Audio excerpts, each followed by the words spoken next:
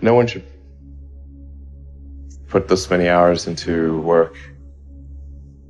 This is not good. People should not work this hard. They should not do this. It's very painful. Painful in what sense? It hurts my brain and my heart. Particularly if you're starting a company, you need to work super hard. So what does super hard mean? Well, when my brother and I were starting our first company, instead of getting an apartment, we just rented a small office and we slept on the couch. And we showered at the YMCA, and we're so hot up we had just one computer. So the website was up during the day, and I was coding at night, 7 days a week, all the time. And I sort of briefly had a girlfriend in that period, and in order to be with me, she had to sleep in the office. So work hard, every waking hour. That's the thing I would say particularly if you're starting a company. And I mean, if you do simple math, you say okay, if somebody else is working 50 hours and you're working 100, you'll get twice as much done in the course of a year as the other company. Just work like hell. I mean, you just have to put in, 80 to 100 hour weeks every week. And then a lot of work. All those things improve the odds of success.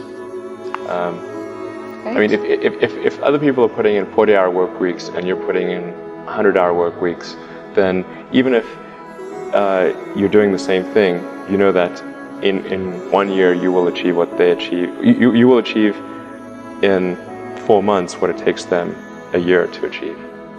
What was your biggest failure, and how did it change you? We almost did die at SpaceX, actually. So I budgeted for 3 flights. I mean, technically, I did have a plan where I had the money from PayPal. I had about 180 million from PayPal. I thought, I'll allocate half of that to SpaceX and Tesla and Solar City, and that should be fine. I'll have 90 million. That's just lots, But then what happened is things cost more and took longer than I thought. So I had a choice of either put the rest of the money in or the companies are going to die.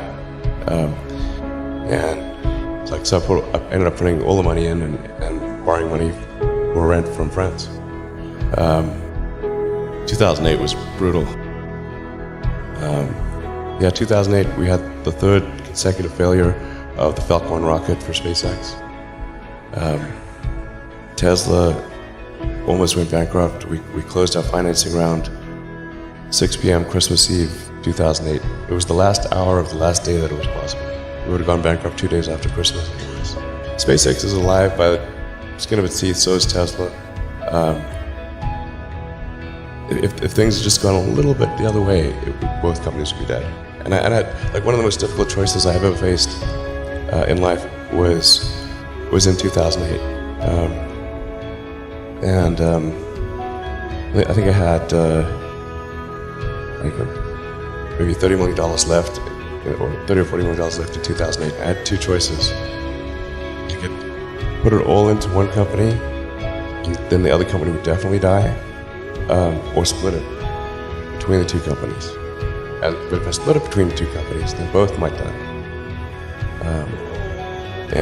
When you put your blood, sweat, and tears into creating something, building something, it's like a child.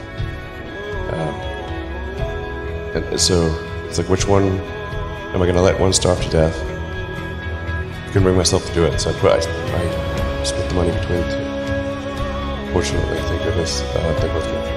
Tesla really faced a severe threat of death due to the Model 3 production ramp. Essentially, the company was bleeding money like crazy, and just if we didn't solve these problems in a very short period of time, we would die. And it was extremely difficult to solve them. How close to death did you come? Within single-digit weeks. 22 hours a day? How many hours? Just working, so 7 days a week, sleeping in the factory. I worked in the paint shop, general assembly, body shop. You ever worry about yourself imploding? It's just too much? Absolutely. I think failure is bad. I don't think it's good. But if something's important enough, then you do it even though the risk of failure is high.